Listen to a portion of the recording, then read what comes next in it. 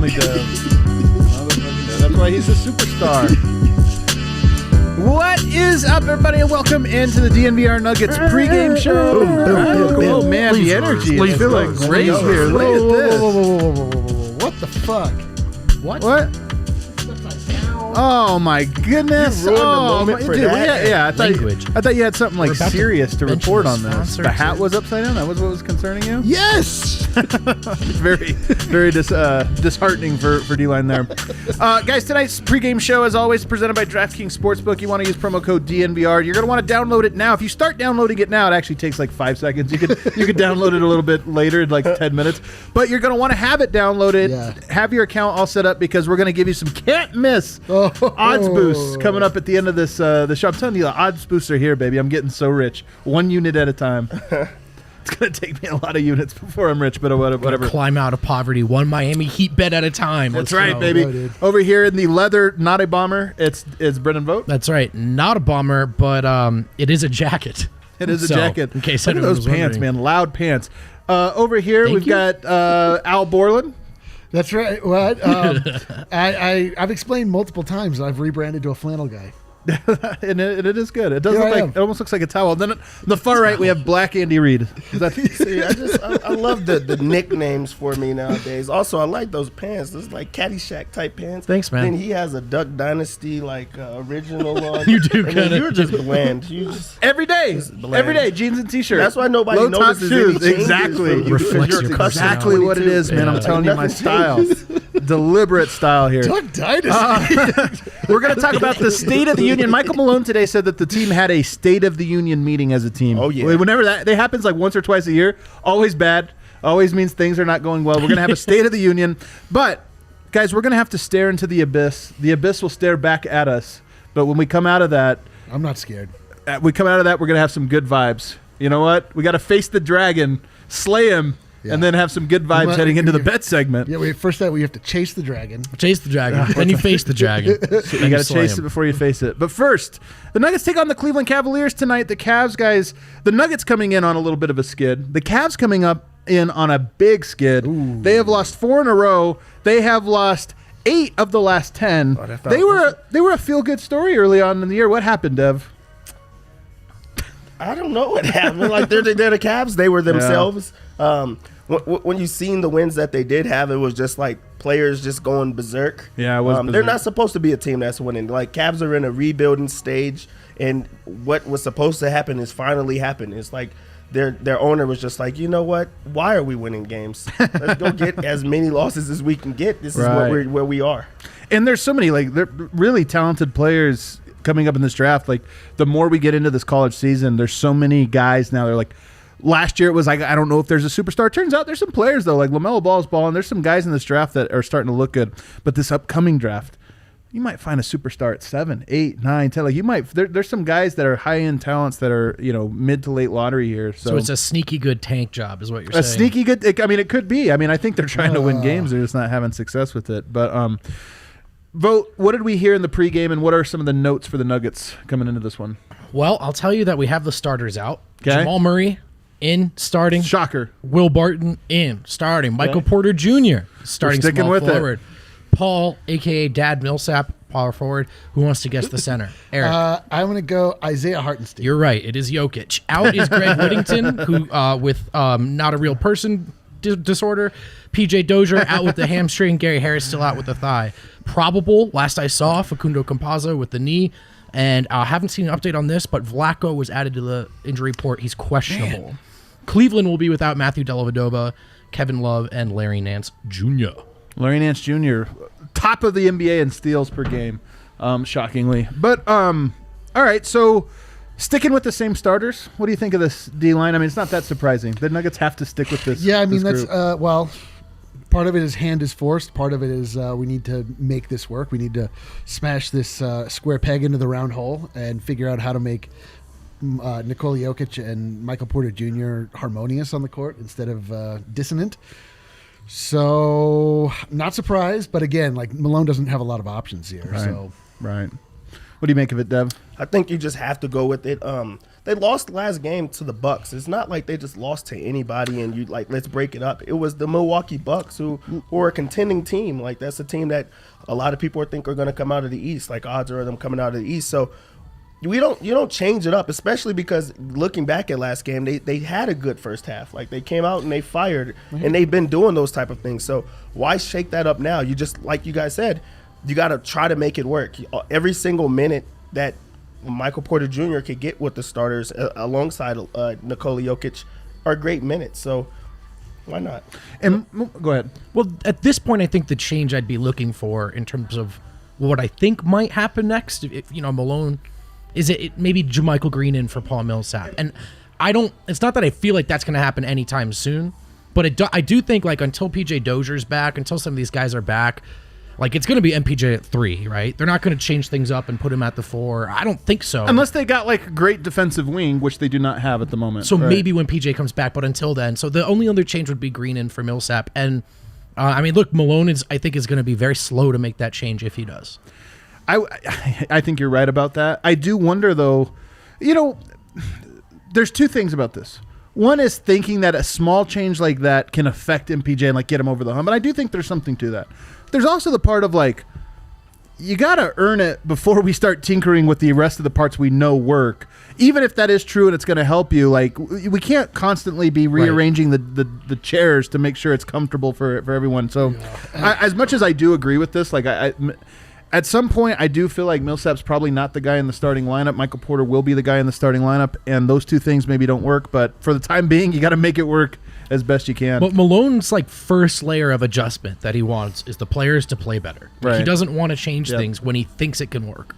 And I think it's smart. We've seen it work. The tough thing about the period that we're in right now is that we're just being forced again. This is what it is to be an NBA fan. You're just forced at certain times to analyze and look at lineups that are false. They're not, like, if we had all of our players back, there's no chance that all of these lineups would be what they are. And so people are like, oh, need to make trades. It's not working. And it's like, all right, like, if I see Gary Harris come back and PJ Dozier come back and it's still not working, I'm willing to talk trades. But, right now it's just, we're just push through. And this can segue us into the State of the Union a little bit here. It's a little bit of a random way to start this off, but if we just go back to the bubble and to the season. Take me back. Well, what I was going to say is, has anybody's value gone up while seeming to have gone down like Gary Harris?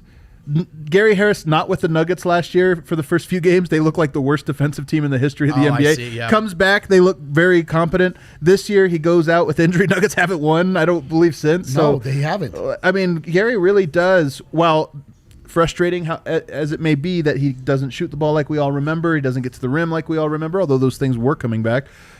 It just seems like when he's on the court, Nuggets have a good defense. Like him and Millsap, put them out there and, like, okay, now the Nuggets have a good defense. I once had a girlfriend. Oh, God. I love what he starts with. Let's go. And when I had We this need the love music, though. I did not appreciate all of the things that she did for me while we were together. Right. I thought that the grass was much greener. What, was it greener? Was it greener? It was not greener. When I got to the new relationship, I started to see all of the things that were not there, or all of the things that I actually did appreciate. Even though I treated her bad, I said that she wasn't good. Right. I said that she was no good. But, things weren't better. So then when she came back, my first girlfriend, I was like, you know what? I'm going to keep her around. She is not that bad. That's how I feel. When she came back? Wow. When I begged for her back. I like that Valentine's Day is scant 4 days away, and my heart full of joy and love hearing that story. You're right. Gary, not that bad. Look, regular season Gary is, like, a lot of guys I think are ready to ratchet up the defense in the playoffs. Gary's down to give you defense for 72, 82 games. He's D2D, dude. Yeah, so, and look, I mean, their point of attack defense right now is porous at best. I mean, for all the understandable frustration about the wing defense or the lack of wing defenders, Jokic can't, mitigate these deficiencies and protect the rim. For me right now, it is starting with the fact that it's a red carpet for any guard. And Gary's their best option at shutting that off. And without him, it's a free fall. Yeah. Yeah. I'd like to see RJ Hampton get thrown into that in high leverage moments, in areas you're not needing him to score because he's on with other scorers, but just play D, man. Man, just seeing him in that Kings game where he was like literally the only person that could stay even a little bit. It's the athleticism, man. It is. It totally is. And I think if Gary was there, like athletically, he pops too a little bit in different ways. But I mean, he's an athlete. So Michael Malone talked about the team had a meeting, a State of the Union, sort of, and he actually uses that. Every coach uses that phrase, but he uses it every year. I like the four of us to have one of those at some A State of the Union. Are things that bad? Are things really? Wow. I have a few notes I'd like to share.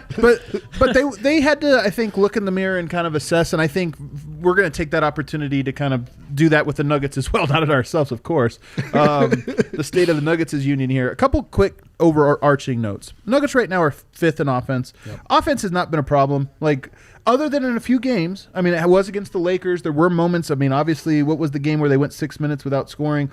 They've had these little pockets of it. But I think by and large, I don't worry about the Nuggets' offense. It can get better. You know, some of their guys can shoot the ball better, this or that.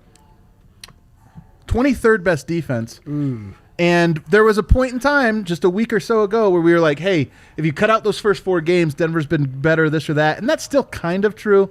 But I think it's hard to make the case that the Nuggets are like an elite or anywhere close to being an elite. You know what we just learned, though, without even realizing it? Adam Mares, optimist. 23rd So best offense. That's right. Not 23rd That's right. worst offense. No. Defense. We're defense. We are half full. Yeah. I mean, they were trending up, and then the 2 best perimeter defenders on the team / only other That's option true. for wing defense went down. So this was, for at least from my perspective, quite predictable. Yeah. So these numbers mean a little bit, but I don't think they mean that much, partly because of how much they swing. But let's get into the real story of the season, integrating Michael Porter. I think the thing that is weighing on every fan's consciousness is twofold. And the first one being Michael Porter. The season was all about getting him acquainted with the team and working him into it. Well, him having the health and safety protocols and being out for basically half the season really hurt that. But since being back, it's been an extremely bumpy road so far. That's a pretty apt way to describe it. But I think that is the season. Like, if you just took that totally. aspect out of it, it's weird. When he was gone with health and safety protocols, and you knew, like, we all knew, like, oh, God, this is going to be a while. Once it came out that he was the second time and like, okay, it's going to be at least 10 days, it was almost like there was a stress off of the fan base, at least from the part that we interact with, because it was like out of sight, out of mind. He'll be back at some point. And now it's here, and whether the Nuggets win, lose, or whatever, it feels like there's 2 battles being fought. Win the game. Yep. Get Michael Porter to play well, because we need, and well in a very specific way where it's like, oh, the synergy between him and the team. And it feels like sometimes the darkest before the dawn. Maybe this is part of that problem we've talked about. Could be the pounding the rock scenario. You know what else it's dark at him? What? Night. Just when dawn's Yeah, it's so true. It's just also an very endless dark night. right there. It's Yeah. very dark. Unending night. Well, you know, you never go through the darkness and say, I wonder if the sun's ever going to come up. You just, it feels like it, but I don't know. I mean, to me, I think a lot of the anxiety about the season from the fan base doesn't stem necessarily from the record. It stems from this idea of what Michael Porter's supposed to be for the team. Go ahead. But I was going to say, going into the season, everyone said it. This is the year of Michael Porter Jr. And also, I think fans had a long-term view of what the team should be or what they could look like. We see the Denver Nuggets keep going to the conference finals, but it's like, how do they get over that hump? There's only one way they could get over that hump, and that's with Michael Porter Jr. being one of the best players on their team, because he's a freak athlete. He can shoot the ball. He can score whenever he wants. So that's an added element that the Nuggets fans and nobody has seen thus far. So I think it's just like the looking into the future of, this is the guy that we feel could put us over the hump, because this is the hope. Yeah. It's I mean, this is without question the problem. I mean, it's obviously the season of Michael Porter Jr. The frustrating thing at present is that it's not just that Michael Porter Jr. is playing poorly and then we're starting to question whether or not he and Malone have a synergy. It's that Nikola Jokic is getting visibly upset with him when he's on the court, right. Which is, I mean, that's the problem. Now we're getting into an area of like, oh no, are we making Jokic upset? Like, it's one thing if Malone is upset, where you're like, oh, that old stickler, he doesn't know what he's doing. The kids need to get out there and play. But when Jokic is starting to like scream at him on the court, you're like, oh shoot. You know what though? I'm actually going to disagree with the major premise here. I said this on last night's show. I didn't listen. with wind, but I just think if the record was better, there'd be a lot more patience and a lot less anxiety around this whole thing. Now, MPJ missing all this time is actually the biggest story of this season, right? More so than Jamal's struggles, the bench trying to figure it out, Jamal's injuries, I should say. But I don't know. I just think if Jamal was the second best player on the team, right, of a championship caliber team, they probably win 3-4 more games, even if the process doesn't look that much better. And if the record looks like that, I think everyone would be a little more willing to take a deep breath and preach patience. But there's a lot of cognitive dissonance with, I think, Nuggets fans right now, because you think like, okay, Jokic is having an MVP caliber season, averaging 27-point triple-double, damn near 27-point triple-double, and it's not working out. Like, you'd say that's crazy. Michael Porter right now has a better effective field goal percentage, meaning the shot value, it accounts for the three-pointers, better right now than Steph Curry, better than Nikola Jokic, and yet he's been a huge anchor on the team so far, statistically so far. So you look at that and you go, wait, so Jokic is playing the best he's ever played, and Porter is more efficient than Steph Curry and Jokic at the moment. Why isn't it now? So there's those crossed wires. Yeah. It's the issue is Porter and Jokic. Yeah. That's where the problem is. Like, when Porter has played really well, it's been early season or off the bench. Right. And he's come in, and we got our Mike moments off the bench. Now that he's like being foisted into the starting lineup, and it's the type of thing where you like have this Ferrari and like suddenly you have to rely on it to drive you to work every day. Right. And it's just like, it's not reliable. You know I what love I mean? it. It's not. Like I Gary, love this. You're like, I There's wish I a had single pothole and there's like damage. Yeah. You're like, oh God, my Ferrari. I didn't think that was going to go anywhere. But that was good. Yeah. I like. The metaphors on this couch are Yeah, they incredible, got it. man. Yeah. That's what I was I don't know. I think I'm more insulted that you didn't think I had a handle on that. Anyway, Sometimes the planes don't land. the planes always land. They may not be a smoldering when they land, but they come to Earth. Anyway, the point is just like this. In my mind, this season is not as much about Michael Porter's health. It's just about health in general. Like, this season has been like early on. I mean, Jamal's health has been the story the entire time. Like, he's tired, he's hurt, his shoulder, his knees, shoulders, whatever. Like, everything's hurt. Gary Harris is out with the same injury he's been hurt with before. Oh. PJ Dozier is out. Like, and it's just like, as soon as we find some kind of groove, we lose some player that is actually like causes a major shift in the bench unit and the starting unit. And it seems like Denver always adjusts slowly to these types of things. And Always. And so it's, like, that's the irritating part. Yeah. And Jokic is Jokic, but it's just like, it more and more is feeling like it's Jokic and a bunch of guys, which is not the feeling we had coming into the season at all. Yeah, for sure. You mentioned the Murray piece. I don't want to keep belaboring, although apparently people think we're too soft on Murray. But you guys know my take. I think he's been not great at all, and so I just don't want to keep hammering this. We can't win. We really I've also can't heard win. we're too hard on Murray. We're too hard on Murray. You like Porter, you hate Porter, whatever. What it is. People even say I don't like Jokic, which I like. That's my favorite one that I get. Well, that one's a little. That's a little wild. People say we don't like Harrison Wind. It's a partial. Well, they're that partially one, right. I mean, let's They're see. partially right. So tie-dye shirt at least. So. tie-dye. Did you see that? Oh my Yeah, god. they lost that night too. But the last thing, just the bench, like, or just the new pieces, like Campazzo hasn't quite been the spark plug. Bol we were so excited about. Now it's like, if Bol played tonight, I would be excited to watch him, but extremely nervous because it'd be like, man, this just turned the volatility of this game up like having 100-fold. a giraffe that you have to take to work every day. It's okay. But let's get out. better. That was the State of the Union. It's not good, guys. The Nuggets had a State of the Union. We had a State of the Union. It's not great. They are 12-11, though. It should be noted. But here's some good vibes. Some good vibes. Oh. Wow, that's a graphic. Oh, wow. I love that. What color yellow? Look at the clashing yellows. He looks so happy. One is the Sun and one is the Nuggets. Okay, well, there you go. Would you say one is sunshine yellow and the other one is sunshine? That's the perfect taper, Yeah. too. I would. Yeah. I think I won this battle. No, you did. I think I just won this design battle. Oh my God. Adam fights with me I about have color really all the strong time. design actually just color takes. I'm a super color noticer. That's what it is. I notice colors better than most. This is the worst thing that's ever happened to me in my entire life. Some good vibes, guys. Let's get it going. Here's the number one thing. Yeah. I don't think Jokic is getting any worse. Knock on wood. Yeah, I agree with that. This is the thing is like the Nuggets have that guy now that just makes you a baseline level. Like, I mean, it was weird to compare him to Kobe, but watching Kobe in like 2005 and 6 before they got Pau Gasol and they had Kwame and they had Smush and stuff like this, it was like partly it was like, let's see how many bad players we could surround him with and still make him a playoff team. I feel like Jokic is there too, and not that this team is bad; they just haven't come together yet.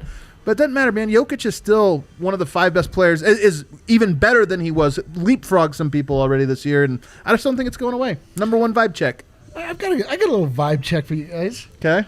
You know, we just go back and forth. Is he? Isn't he? Do we? Don't we?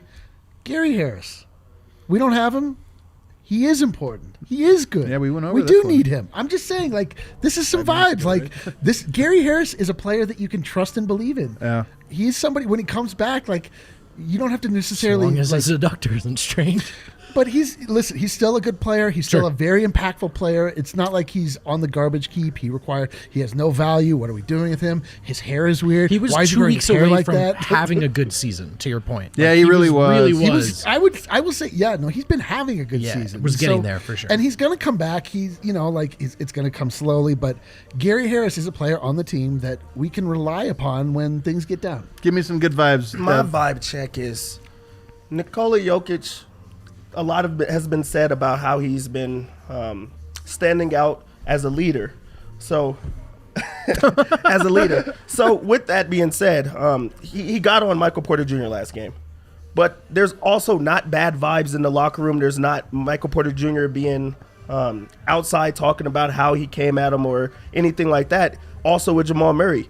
They know that they're not living up to expectations, and they're just like, okay, I'm going to do better. Like, that was last game was the first time that Jamal Murray said, yes, I have not been playing well, but I'm going to do better.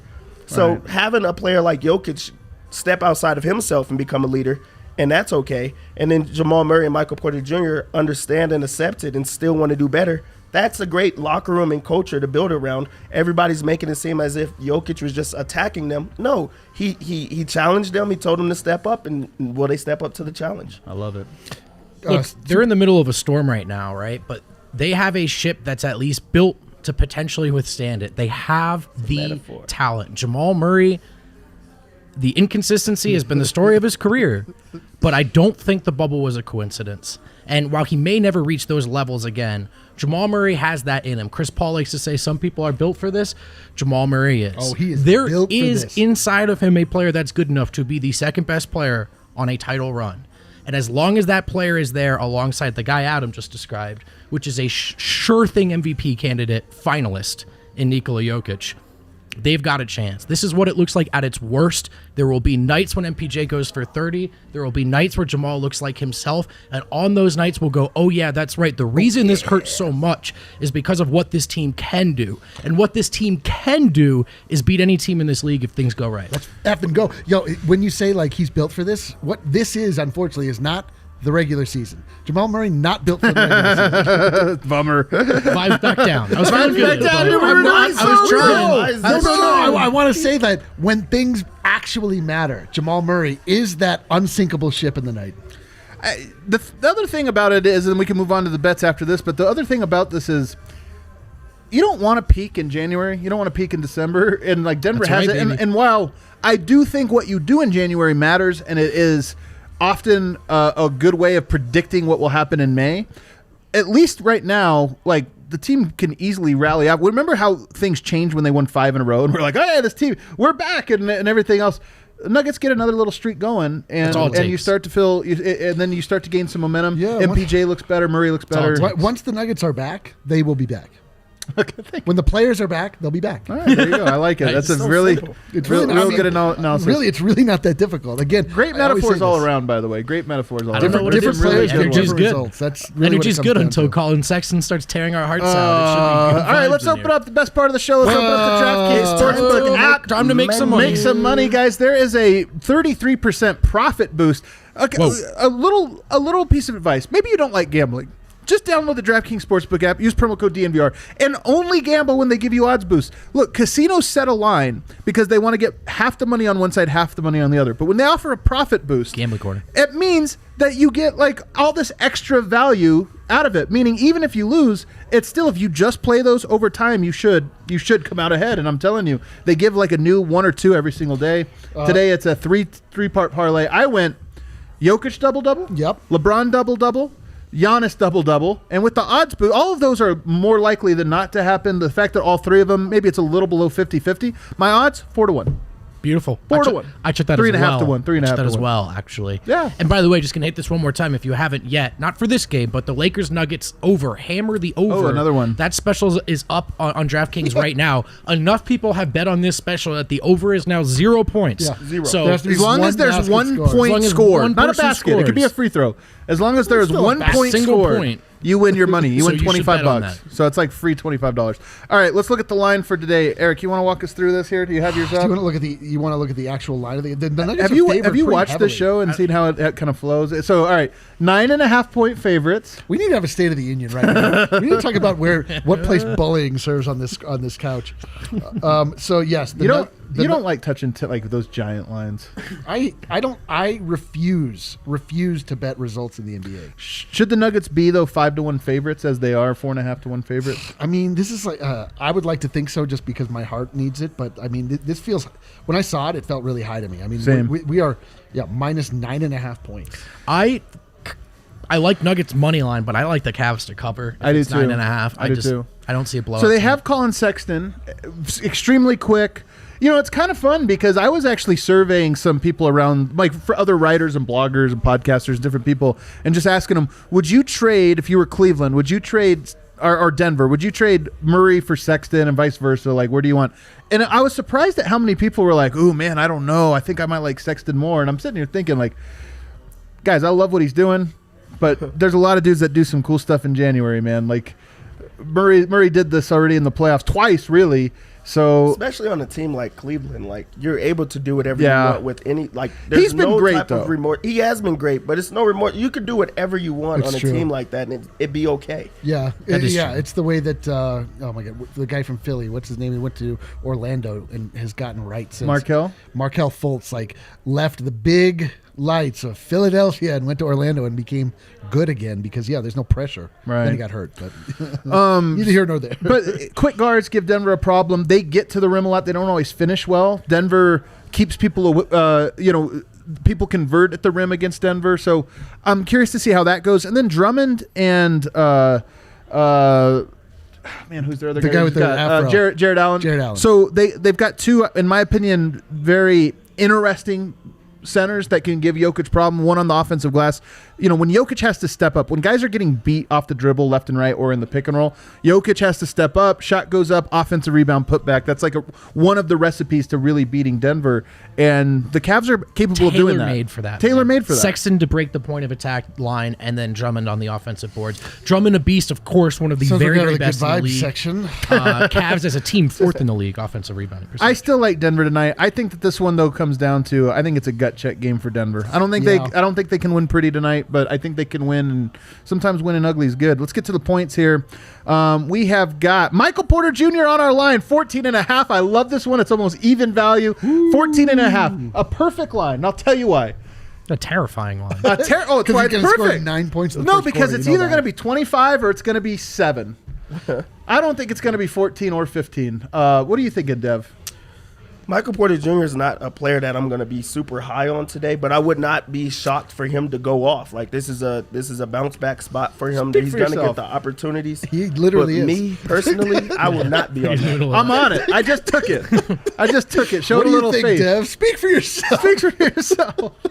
Not for me. At some point, he has to break out of this. wanna And I'm make people telling you, money. man. I Like know, right now, man. he's I'm in saying it. too. Like Michael Porter Jr. is still a little bit of a gamble. I wish Oh, it's Wind a was huge here. gamble. I wish Right. Wind was here. When he has a gut feeling on MPJ, I always feel I good know. about it. but- Can I tell you what I like? Hop in what the I, chat. what I Win, love let us tonight. know. Here are the bets I love tonight. Jokic over 1.5 3-pointers. These are big, lane clogging centers. Jokic is going to want to draw them out. Last I checked, I got this at plus 145. 3-pointers. It's down to plus 110 now, but It's I'm still going to hit plus that money. myself. It's still plus money. Throw a unit. Throw a unit on that bad boy. I do like Colin Sexton points tonight. He only needs 21 and a half. That's an easy over, man. Jokic, Easy how could you over. possibly not take his points at this point in the season? I mean, he's on the streak that he's on. You can't not bet on Jokic, and I am going to fade the Nuggets in the third quarter because you know what? Always Like, the give, at a they certain keeps on point- giving. At a certain point, like if it's gonna hurt, you might as well get paid. What are the odds that Malone is going to do something wild in the third quarter tonight? You should. Yeah, he should. This is the game that you do it. It's not against like a contending team, just a major switch up just to see how it looks also. What is wild at this point? I'm just switches up the lineup, or lineup something, change. or go zone right away. Just something crazy Start right the out the bench. gate. Yeah, start the bench. Start the bench. Start the bench. All right, there you have. So those are your bets, for today. All right, that's That's interesting. I took Michael Porter. You know why? Because I'm a gambler, baby. I want to get crazy. It's a crazy bet, but I'm taking My it. 2 locks of the day, the easiest lock, just get it in there, is Colin Sexton over 21. Yeah, Yeah, Just but those just- ones suck. Just man. get They that go out the for way. it. I know. Just because. But the second one I'm going to get, this is going to be a bounce back big game for Jamal Murray. Ooh. His over, you could get him at 19.5 for plus money. Plus 107 on that. Man, when's the last time he scored more than 19 though? Ooh. The last time I told everyone to bet it. That's what. You know what, Dev? set I'll you take up for your that. locks. I'll take your locks, but you better be ready for the post game show. If Don't these even worry hit. about it. You be ready for the I'll be post-game ready show. for it. I'm going to be giving. Rakia Can't everywhere. wait to give you It's gonna credit. be a Rocky shot. Thanks for hanging out, Rocky. Shout out. Thanks for hanging out with us, guys. Don't forget to check back in immediately after the game. Chat goes live as soon as the game is over. You're going to want to hop in here. We'll see you guys then. Let's go. Let's go, Nuggets. Nugs. Dub, dub, dub. Good vibes, baby.